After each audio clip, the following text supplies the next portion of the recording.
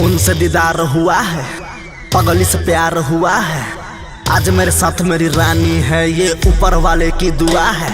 सुन मेरे भाई मुझे प्यार हो गया, लड़की के फेरा में मार हो गया। बारिश में भीज के कैल रही मिले, यही से हमके बुखार हो गया।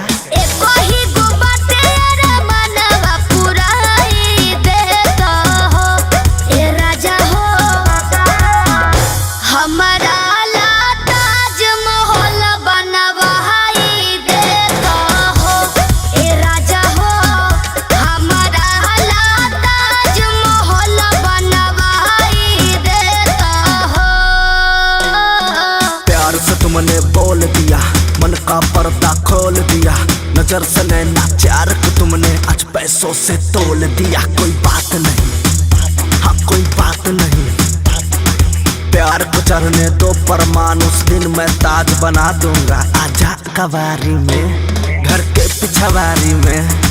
जींस विंस क्या पहन रही, अच्छी लगती हो सारी में।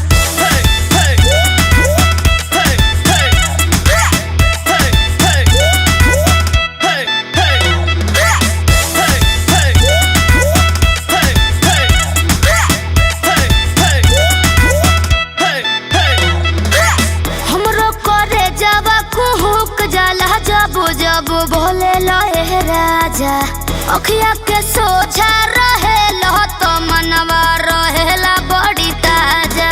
तोरा के जब से पटाया हूँ, पापा से बहुत पिटाया हूँ।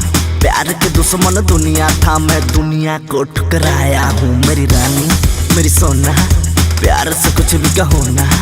सही लगेगा मेरे पास आ, ठंडा नहीं लगेगा। क्या हुआ?